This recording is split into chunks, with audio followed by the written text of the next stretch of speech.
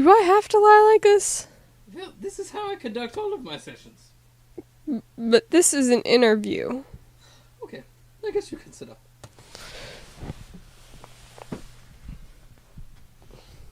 I'm joined now with Dr. Sigmund Freud.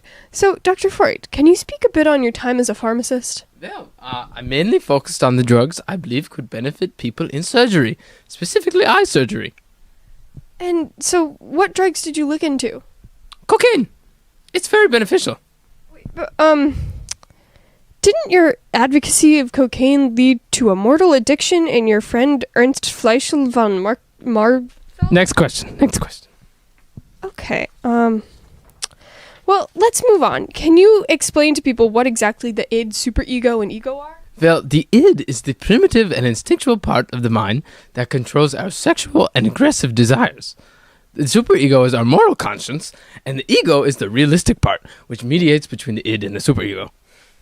And these are structures in the brain, or what exactly are they? Well, they are ways to explain our personality, but really they are energies. Energies? What do you mean by energies? Like the Force. The Force? Like from Star Wars, which does not even exist yet. Yes, the Force. Next question, move.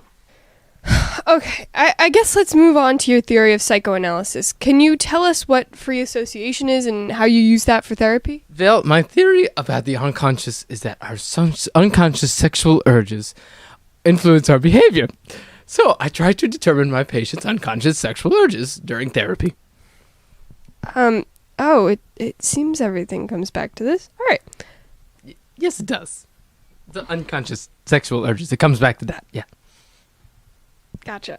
Okay, well, how do you determine what these urges are? Through a process that I call free association.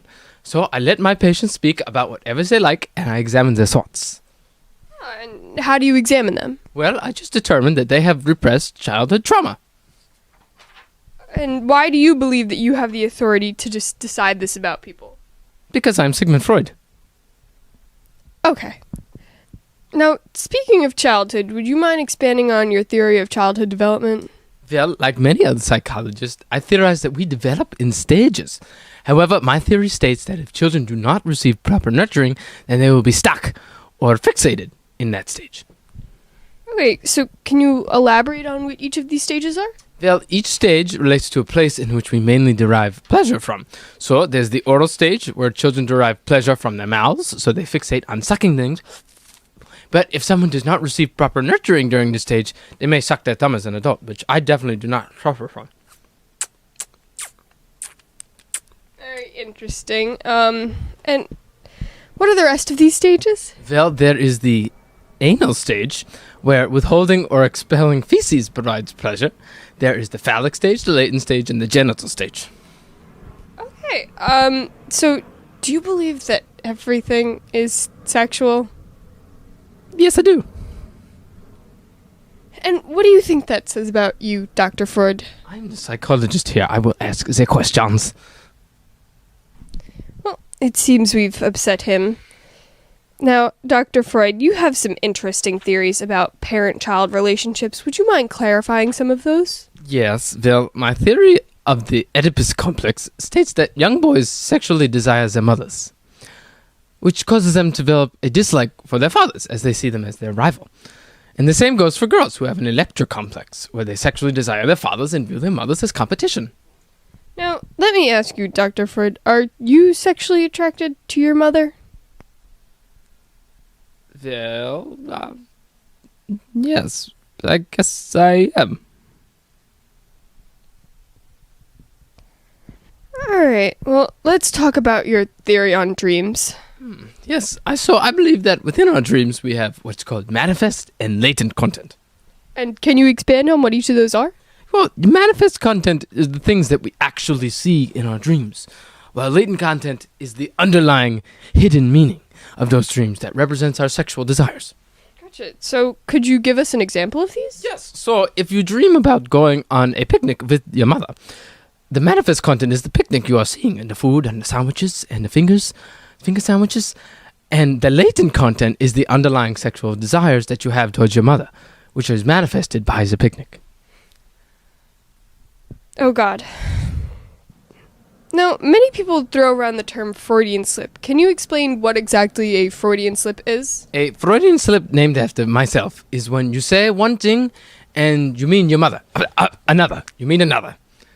It is an error in one's speech due to the interference of an unconscious wish or thought about your mother. No, about another thing. Now, let's move on to one of your most favorite cases, coined Little Hans. What did you end up learning about phobias? Well, little Hans had a strong fear of horses, which I theorized because of the horse's large appendage. Yeah, and the horse also had a harness over its nose like his father's mustache. So I concluded he was afraid of horses because he was afraid of his father. Hey, and how did you try to help Hans? I prescribed for him to imagine himself with a large appendage and married to his mother, which helped him overcome his fear of castration and his relationship with his father. Right. Is this guy real? Some of this has to be made up, but there's no way this is real. Okay. Cut! Gotta go. Is that okay? Yeah. Are you okay? What happened? So, there's the oral stage when children derive and the script has ended, so I'm going to go on what I think the oral stage is. Sigmund Freud on the rap track. Wee-haw! And can you expand on what those are? I would love to, but my script has ended. Sorry. Little Hans. Oh, Hansel. It's a candy house. This is in the blooper reel for Dash and Maddie.